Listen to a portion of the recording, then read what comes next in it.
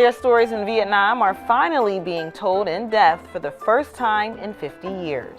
Soldiers in Vietnam relied on new technology at the time. The Huey helicopter was a big part of saving lives. And for those who didn't come home, there's a new effort to make sure future generations never forget. A special edition of First starts now.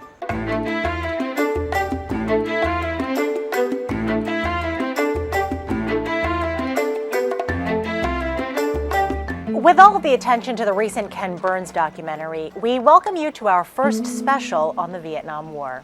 I'm Shirley Min. We begin with the story of about 7,000 UH-1 helicopters deployed during the Vietnam War. Almost all were U.S. Army.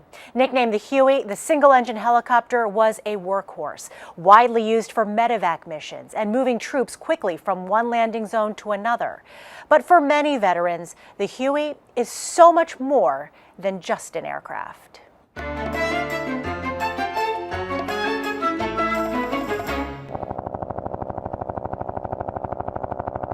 The sound of the iconic Huey helicopter is unmistakable to a Vietnam veteran. The rhythmic thumping of the rotors is hypnotic and often takes vets back in time to when they served during the Vietnam War. Vietnam veteran and pilot Jim Haga believes reuniting his fellow vets with the Huey could be cathartic. Getting back into a helicopter helped Haga, who struggled with late-onset PTSD. That's why he founded Liberty Warbirds. In Vietnam, almost every veteran has a story to tell about a Huey, but good or bad or just indifferent. And I realized there was an opportunity there to help other vets reconnect with the aircraft. It might be healing for some of them, but it's always a choice. I just wanted to give them the opportunity. And that's what Liberty Warbirds is all about, trying to get this aircraft in front of veterans, in a sense to give them the opportunity to reconnect and to just honor them. Honoring a generation of veterans who were told to fight for their country and mistreated when they came home. So every weekend, these Vietnam veterans are hard at work in this hangar at the Lancaster Airport, rebuilding this 1966 Huey. It's like a kid with a big train set. So when you can get to work on one of these things, it's neat. It's just fun.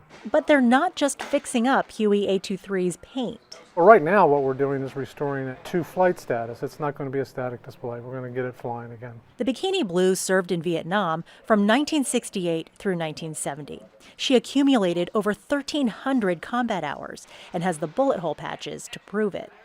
PTSD therapist Alexis Lake is on staff with Liberty Warbirds. The Vietnam vet volunteers her time and has seen the healing effects firsthand. She says when veterans just touch or sit in the A23, the emotions and that connection are powerful. Remember that when Vietnam vets came home, we were told, don't tell your stories. Everybody was said, get out of your uniform, get into civilians, or because the population, America at the time, took out their angst about the Vietnam War on the troops.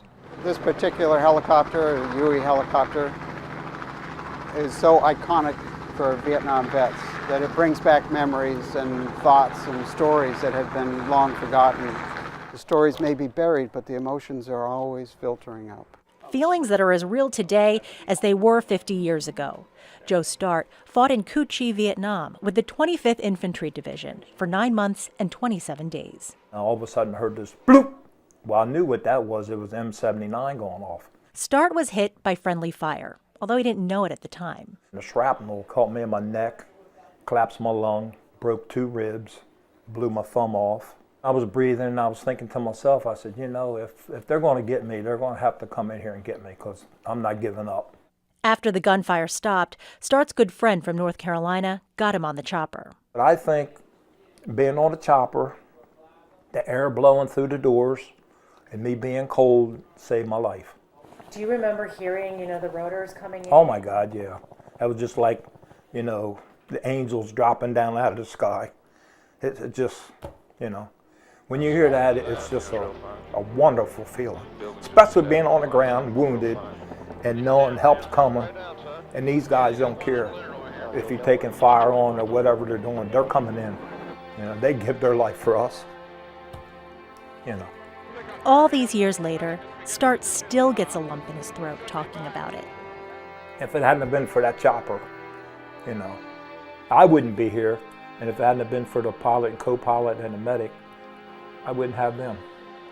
Start says he would love to fly in a Huey again, reunite with an old friend, this time sitting up.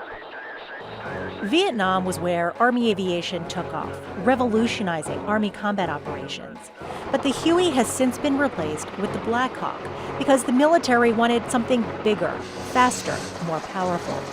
Active duty and National Guard units started transitioning to the Black Hawk in the 80s. The Huey, it was a great aircraft, but when we got into the Cold War era, they realized that they needed an aircraft that could do more.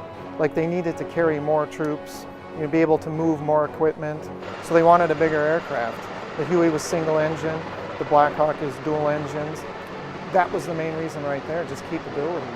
Lieutenant Colonel Darren Schuster says the Delaware Army National Guard was one of the last 3 medevac units to still operate Hueys through 2009. Towards the end, Schuster says the Guard had 6 Hueys left, one of which saw combat action in Vietnam.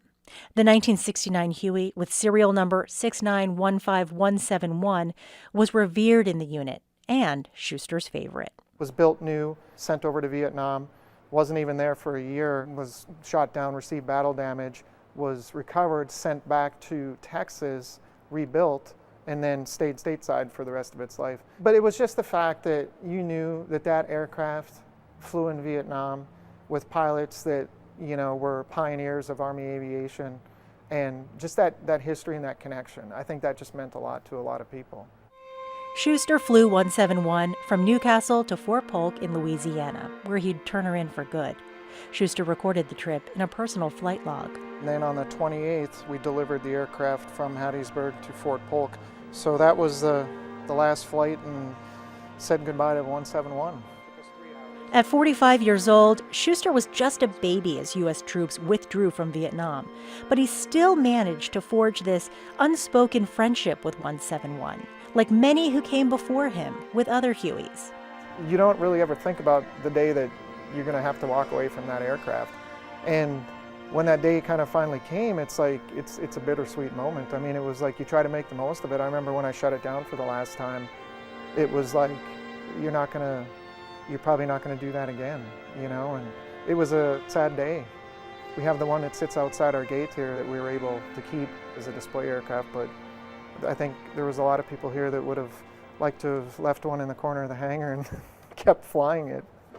The folks with Liberty Warbirds are hoping to start 823's engine this year. Best case scenario, vets could go up next spring. Huey pilot Don Beatty is nervous about flying again, because of all of the good and bad memories tied to the bird. Just to feel her come back to life and being able to do things with her that I haven't done in a while and that aircraft hasn't done in a while. So it's kind of almost a bittersweet thing. I'm looking forward to flying her, but realizing that it could be a very emotional moment for me and a lot of the other people that are involved with her. The Huey may be a machine, but for so many veterans, it's a friend, a lifesaver, a brother in arms. 2 years ago, Liberty Warbirds was able to scrape together $250,000 in donations to buy the Huey they're restoring. The nonprofit does not get any federal funding. It runs entirely on donations, and the parts are expensive. You can help, though. Go to libertywarbirds.com. Surely the conversation, which has never stopped when it comes to the war, was heightened during the Ken Burns series.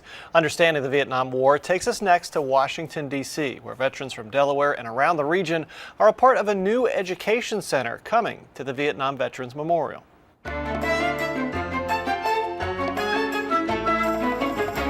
58,000 names are etched in this polished black granite wall. Names like Gary Dempsey, James Glover, Thomas Adams, Richard Bowman. Since 1982, this simplistic memorial to Vietnam veterans who lost their life on the other side of the world is visited by some 3 million people every year. As those visitors descend below ground level along the path of the wall, the effect is a sobering experience. First and foremost, you have to understand that this is not a memorial to the Vietnam War. This is a memorial to the Vietnam veterans. It's never been political, it's never been military. It's about those who answered the call to service and made the ultimate sacrifice to their country. Jim Knotts leads the Vietnam Veterans Memorial Fund, the group that raised money to build the wall 35 years ago. The question that I hear all the time about Vietnam is, well, what's next? What's next for the wall? What's next for our Vietnam veterans? The answer is an education center to be built across the street from the wall near the Lincoln Memorial. That's where people will really get a better idea of what it means to have 58,000 names on the wall, 58,000 lives cut short, families forever affected. We're going to have educational presentations so you can understand things like, why did our country decide to send troops to Vietnam? What were their motivations for going? What were their motivations for staying? And then eventually, what were their motivations for leaving? What were we trying to accomplish, and why was it necessary for 58,000 Americans to serve and to give their lives? It's also a way to show more respect to those returning soldiers who weren't treated well when coming back from Vietnam.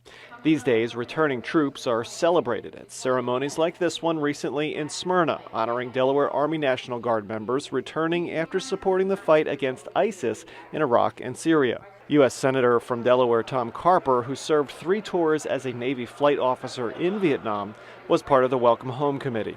When my squadron came back to California, I can assure you the governor wasn't there, U.S. senators were not there, congressmen, attorney general. We were happy to be home, but I'm not so sure everybody else was. He's looking forward to seeing how the Education Center will continue to tell the story of the Vietnam veterans he served with. I think that memorial is just incredibly beautiful and moving, and it does tell the story that a lot of people served over there, a lot of people laid down their lives. I think the idea of having better telling the story would be terrific. I'd love to see that done. One way the story will be told is through pictures. The Memorial Fund Group is collecting photos of every veteran who's listed on the wall, all 58,000. You really get a sense that this was a complete life. This was a person with hopes and dreams, with family, with friends, with buddies. They were high school athletes, they were college leaders. They really run the gamut of our society in every facet. They've collected more than 50,000 photos so far. We've made great progress. Delaware, actually, we received the last photo for those from Delaware earlier in 2017. And right now today, we have 117 that we need from New Jersey and 68 from Pennsylvania. In addition to the wall, the southern end of the National Mall is already home to some of the most recognizable monuments in the world, spanning from the Lincoln Memorial, up the massive reflecting pool to the World War II Memorial, and eventually the Washington Monument. Organizers hope the Education Center at the wall will be a starting point for visitors to the mall. This is a project that will cost about $130 million, and we've made a great deal of progress, raising just over a third of that at $42 million, but we have a long way to go. The Vietnam Veterans Education Center was approved by Congress in 2003. Since then, the design of the building has been approved, and now it's all about raising money. Organizers need to raise the entire $130 million cost of the project before starting construction. So with about $90 million to go, Jim Knotts isn't sure when they'll be able to start, but it should take about 2 years to complete once ground is broken. Thanks, Mark. Just like the history being created at the National Wall, there are others who are on a mission to preserve those voices of veterans in Delaware. It's an important part of T.J. Healy's life.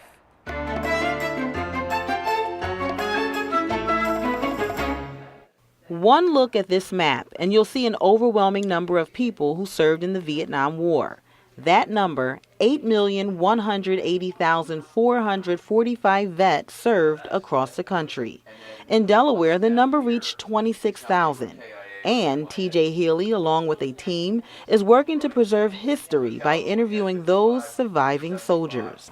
One of the reasons we got this project going is because of the stories these guys. People need to hear their stories. To date, Huey has recorded the personal accounts of 20 veterans. The goal is to record 450 Vietnam vets. The biggest problem over there was the Agent Orange. I remember standing in the middle of a field with a just sprayed Agent Orange, and we would buy produce from the Vietnamese. And that meant you were eating the Agent Orange by the time you got it on your table. You didn't know what it was, you just ate it, food, but it would spread.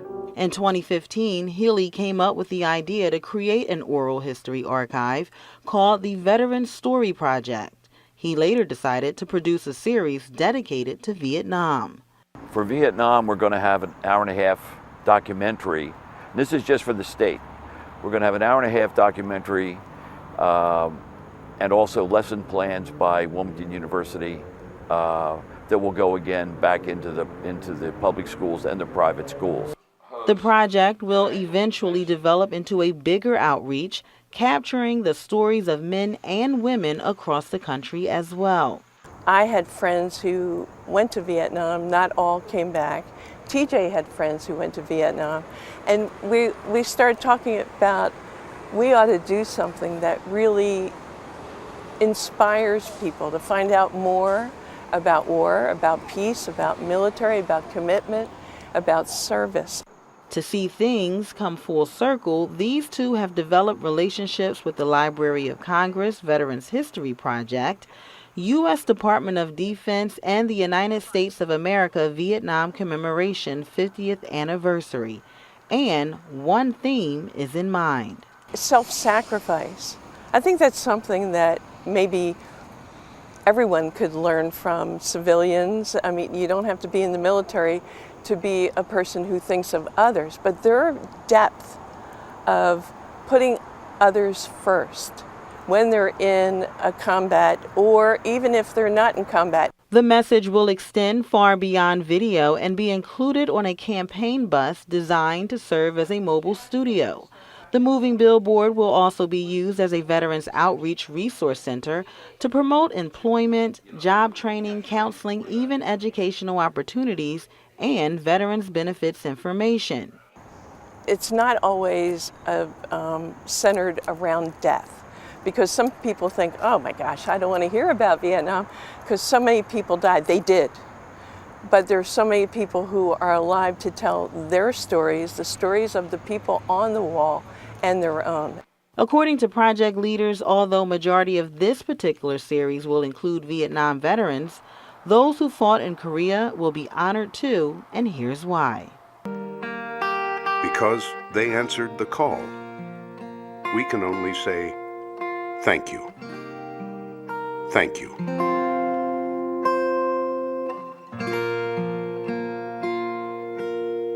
DART donated the bus to Huey to take on tour. The tour will start in Delaware, then officials will take it on the road to states across the country. The tour bus, aimed to attract and help veterans, is expected to be on the road for the next 5 to 6 years. Anyone interested to learn more or help with the Veteran Story Project can do so at veteranstoryproject.org. Now, war and Hollywood have been connected for a century, and Vietnam is no exception. In this next segment, we're going to call on WHYY movie expert Patrick Stoner to call out 5 films which made an impact. And this isn't a top 5 list, and let's just say it doesn't include any Rambo movies.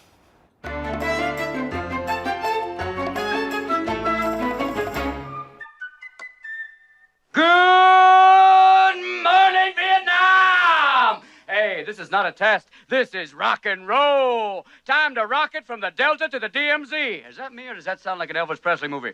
Viva Da Nang. Oh, Viva Da Nang. Da Nang me, why don't they get a rope and hang me? Hey, is it a little too early for being that loud? Hey, too late. It's 0600.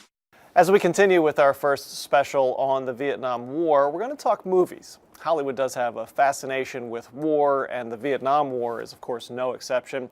And while we aren't going to present an official list, we are going to turn to WHYY movie expert Patrick Stoner to talk about 5 movies that have made an impact. Patrick, welcome. Well, they've made an impact, but obviously you could select so many different films. We don't have that much time here, so I'm approaching it from a very specific angle, if you don't mind. One is, what are say, 5 different genres, 5 different ways to approach the Vietnam War, and then how did it change over a period of time? Because you could substitute all kinds of films in, but these will do for this example. And beginning with, for example, The Deer Hunter. Okay, so what makes Deer Hunter a unique way to approach the Vietnam War? It was 1978, and the Vietnam War was very fresh in everybody's minds. People had been returning, and they were affected in ways we still at that point didn't completely understand.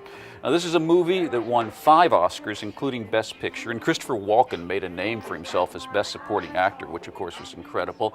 But in addition to that, well, it was about a group of people who were one way at the beginning of the movie and then went through a very dramatic episode involving Russian roulette as prisoners of war. They came back completely changed, and that was true of so many people in America in 1978. And therefore, post-traumatic stress syndrome, which wasn't talked about as much then, became a very important thing after that.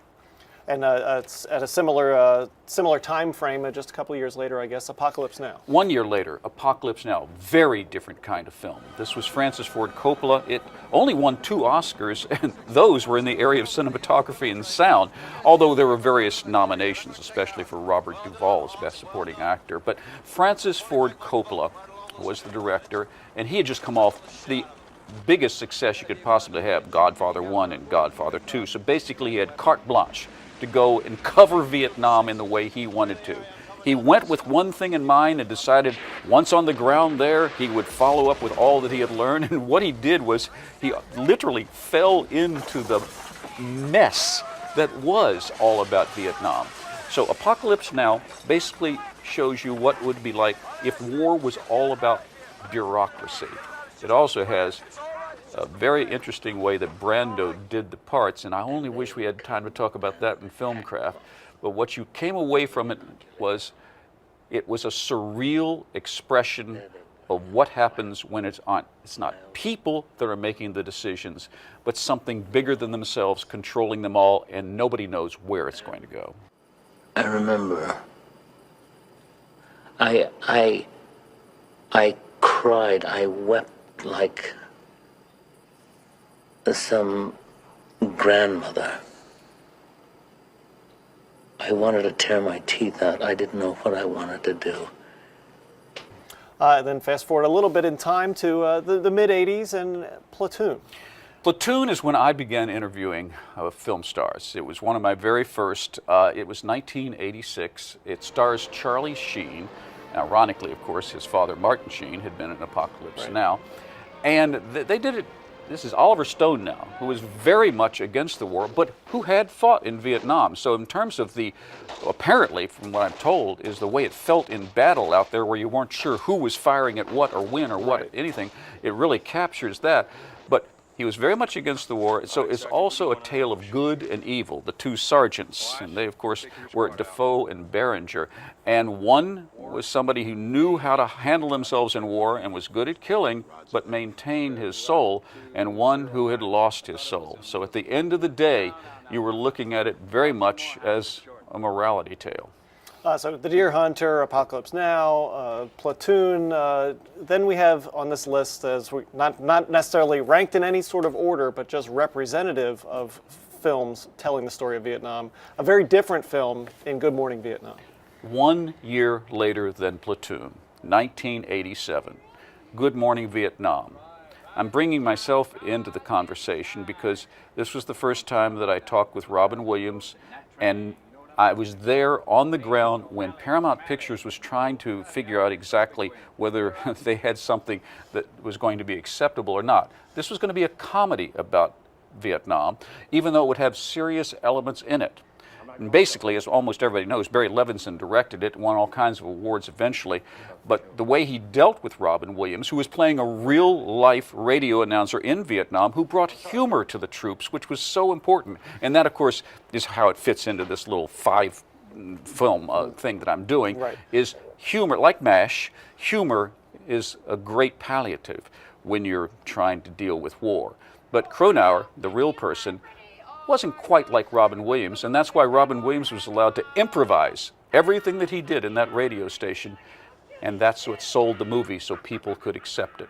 really kind of humanized, because of the humor, sort of the Vietnam experience, that the men fighting over there were people needing a relief. As you and I said before we started, it's easier to watch a comedy about something like this than it is to watch something that is just revealing the horrors to you. So you could actually let yourself relax into it. There's also a great performance by Forrest Whitaker, who was sort of a sidekick. Good morning, Vietnam. This is Eddie Garlick coming to you live from AFRS, Armed Forces Radio Saigon. It's 16:29 hours here in Saigon, and Airman Adrian Cronauer is going home today. But he left a farewell message for all you guys out there still sweating it out in the fields. So, without further ado, here's a farewell extravaganza. Goodbye, Vietnam! And speaking of great performances, Tom Hanks in Forrest Gump, which touches on Vietnam, and sort of his Forrest Gump's experience in Vietnam kind of informs the rest of that story and his journey, and you kind of see it through the eyes of some sort of an unwitting hero, Forrest An innocent. Gump. Right. An innocent. Okay, it's much later.